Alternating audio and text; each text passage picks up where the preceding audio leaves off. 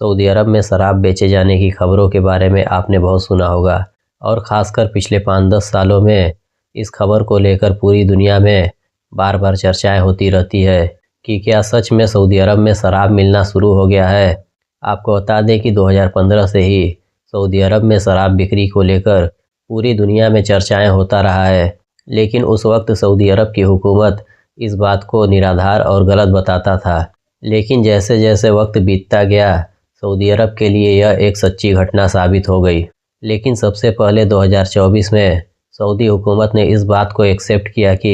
वह अपने देश में शराब बिक्री को शुरू करने जा रहा है। लेकिन सऊदी हुकूमत ने बताया कि वह अपने देश में शराब बिक्री पर कुछ टर्म और कंडीशन लगाए हुए है, जिसके मुताबिक सऊदी अरब में सिर्फ विदेशी डिप्लोमेट्स ही शराब की खरीदारी कर सकेंगे। लेकिन इसके अलावा भी सऊदी हुकूमत के कई फैसले थे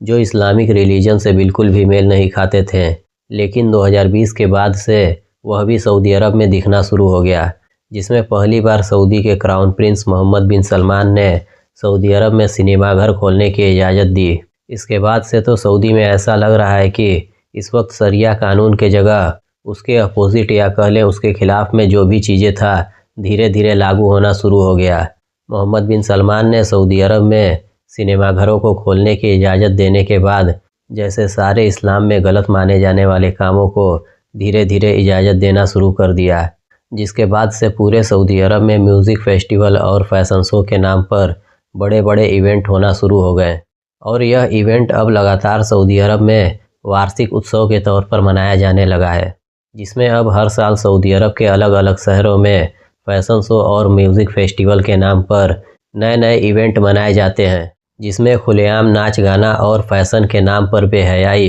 पूरे सऊदी अरब में परोसा जाने लगा है, जिससे वहां पर जो एक इस्लामिक कल्चर और इस्लामिक रिलीजियन के तौर पर म्यूज़िक शो, सिनेमा घर, फैशन फेस्टिवल और शराब जैसे चीज़ों पर पाबंदी था, अब धीरे धीरे वह सब काम होने लगा। जो आज से 10 साल पहले लोग सऊदी अरब के बारे में बात करते थे तो उस वक्त सऊदी की हुकूमत इस बात को इनकार कर देता था। लेकिन कहीं न कहीं सऊदी के क्राउन प्रिंस मोहम्मद बिन सलमान के आने के बाद लोगों में यह अंदेशा होने लगा था कि सऊदी अरब बहुत जल्द इस राह पर चलेगा, जिससे उस वक्त ही सऊदी अरब के बारे में इन सब चीज़ों को लेकर चर्चाएं तेज हो गया था। क्योंकि सऊदी अरब में उस वक्त क्राउन प्रिंस मोहम्मद बिन सलमान के आने के बाद जिस तरह से सऊदी अरब के नियमों को चेंज किया जाने लगा, इससे उस वक्त ही लोगों को अंदाज़ा लग गया था कि आने वाले वक्त में सऊदी अरब में यह सब काम आम हो जाएगा। लेकिन इन सब चीज़ों में इस वक्त सबसे ज़्यादा चर्चा सऊदी में शराब बेचे जाने को लेकर है, क्योंकि शराब को इस्लाम में हमारे आखिरी नबी मोहम्मद सल्लल्लाहु अलैहि वसल्लम ने हराम करार दिया था, जिसके बाद उस वक्त से ही पूरे सऊदी अरब में शराब पर बैन लग गया था। और इसके अलावा पूरी दुनिया में जहाँ जहाँ भी शरिया कानून लागू है वहाँ पर शराब बेचने पर सख्त पाबंदी है, क्योंकि शरिया कानून सऊदी अरब में सबसे पहले नाफिज हुआ था और आज भी सऊदी अरब में शरिया कानून है, जिसके मुताबिक सऊदी अरब इस्लामिक कल्चर और कानून के हिसाब से ही चलेगा। लेकिन 2015 के बाद से सऊदी के क्राउन प्रिंस मोहम्मद बिन सलमान ने जब से सऊदी हुकूमत में अपना दखल देना शुरू किया है, तब से सऊदी अरब में शरिया कानून के ख़िलाफ़ जितने भी चीज़ें थीं वह धीरे धीरे अपना सर उठाना शुरू कर दिया, जिसमें म्यूज़िक फेस्टिवल के नाम पर सऊदी में गाना सुनने को आम कर दिया गया। उसके बाद फैशन शो और फैशन इवेंट के नाम पर बेहयाई को पूरे सऊदी अरब में परोसा जाने लगा, जिसमें लड़कियां फैशन के नाम पर छोटे छोटे कपड़े पहनकर अपने शरीर की नुमाइश को पेश करती हैं। क्राउन प्रिंस मोहम्मद बिन सलमान ने चीज़ों को यहीं तक नहीं रखा, इसके बाद उन्होंने सऊदी अरब में सिनेमा घरों को खोलने की इजाज़त को भी दे दिया और शराब का पहला दुकान सऊदी अरब की राजधानी रियाद में 2024 में शुरू किया गया, लेकिन जिसमें सऊदी अरब की हुकूमत ने ऐलान किया कि यहाँ से सिर्फ शराब विदेशी डिप्लोमेट्स ही खरीद कर इस्तेमाल कर सकते हैं। लेकिन फिर मोहम्मद बिन सलमान की हुकूमत ने 2025 में शराब के बिक्री को लेकर नया नियम बना दिया। हालांकि सऊदी अरब ने शराब बिक्री को लेकर बनाए गए इस नए नियम को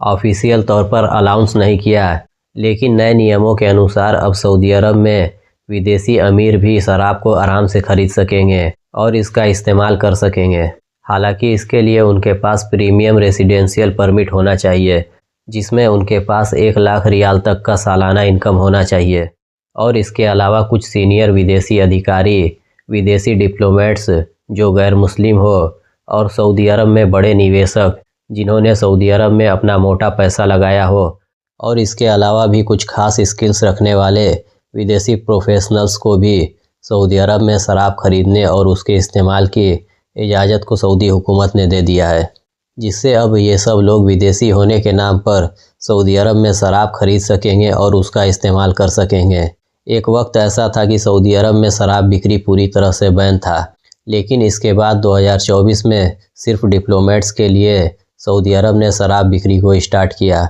और अब विदेशी अमीर, सीनियर अधिकारी, बड़े निवेशकों और प्रोफेशनल स्किल्स रखने वाले को भी सऊदी अरब में शराब खरीदने और इसके इस्तेमाल के इजाज़त को दे दिया है, जिससे इस वक्त पूरे सऊदी अरब में शराब का कारोबार इस वक्त फलता फूलता नज़र आ रहा है। इस वक्त जिस तरह से सऊदी अरब में शराब की बिक्री को धीरे धीरे आम किया जा रहा है, ऐसा लग रहा है कि आने वाले वक्त में जैसे यूरोप और अमेरिका में शराब की बिक्री खुलेआम की जाती है, वैसा ही कुछ सऊदी अरब में देखने को मिलेगा, क्योंकि चीज़ें धीरे धीरे ही आगे बढ़ती हैं। क्योंकि आप ही सोच कर देखें कि आज से 3-4 साल पहले सऊदी अरब में शराब पूरी तरह से बैन था, और अब धीरे धीरे विदेशियों के नाम पर सऊदी अरब में शराब की दुकानें खुलना भी शुरू हो गया है, और अब धीरे धीरे सऊदी अरब में शराब के विदेशियों के खरीद के नाम पर अमीरों, डिप्लोमेट्स, निवेशकों और प्रोफेशनल स्किल्स रखने वाले लोगों के लिए भी शराब के खरीद और इस्तेमाल को जायज़ कर दिया गया है।